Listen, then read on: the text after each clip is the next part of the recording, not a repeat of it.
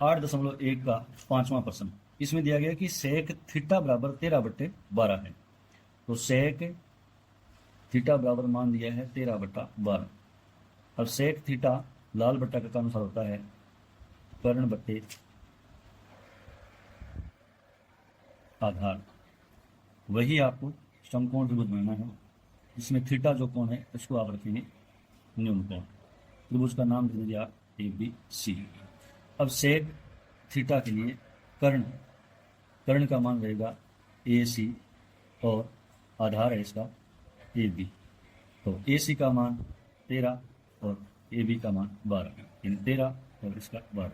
वही अपने को तीसरी भुजा ज्ञात करनी है लंब। तो त्रिभुज ABC में लंब बराबर कर्ण स्क्वायर माइनस आधार स्क्वायर और इसका अंशगुणा।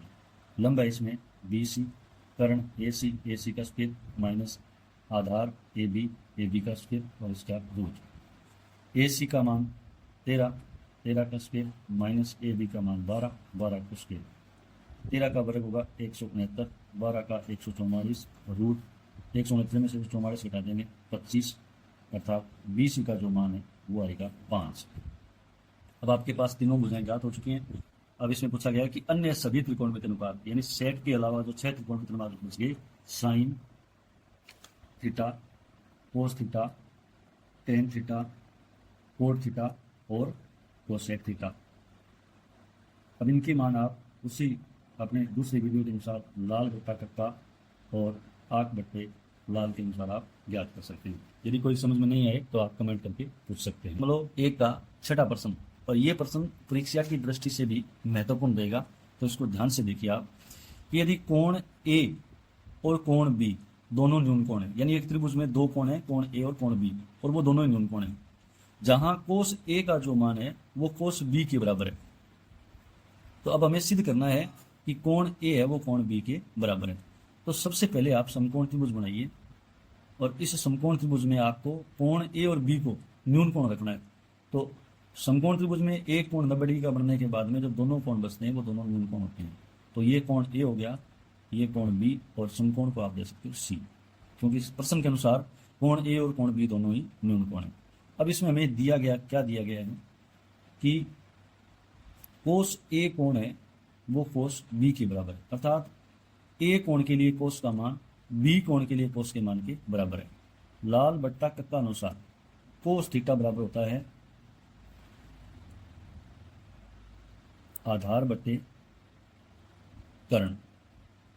अब दोनों कोणों के लिए आप आधार बट्टे कर्ण का मान ज्ञात करेंगे। अब कोण A के लिए आधार होगा AC और कर्ण होगा AB। इसको आप समीकरण नंबर 1 दे सकते हैं। इसी प्रकार B कोण के लिए कोस का मान, अब आधार बट्टे कर्ण, अब B कोण इस भुजा पर बना हुआ है तो ये आधार रहेगा B कोण के लिए BC बट्टे आधार BC हो गया, और कर्ण होगा इसका AB, और ये होगी समीकरण नंबर 2। अब क्या दिया गया कि प्रश्न अनुसार कोस A बराबर कोस B है।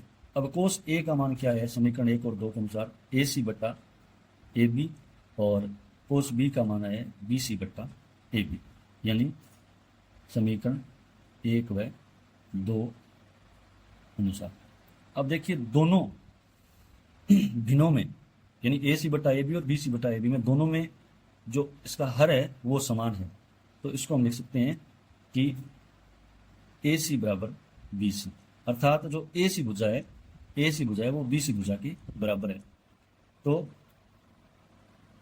त्रिभुज पर लागू किए गए नियमानुसार किसी त्रिभुज में समान भुजाओं के सम्मुख कोण बराबर होते हैं, अर्थात किसी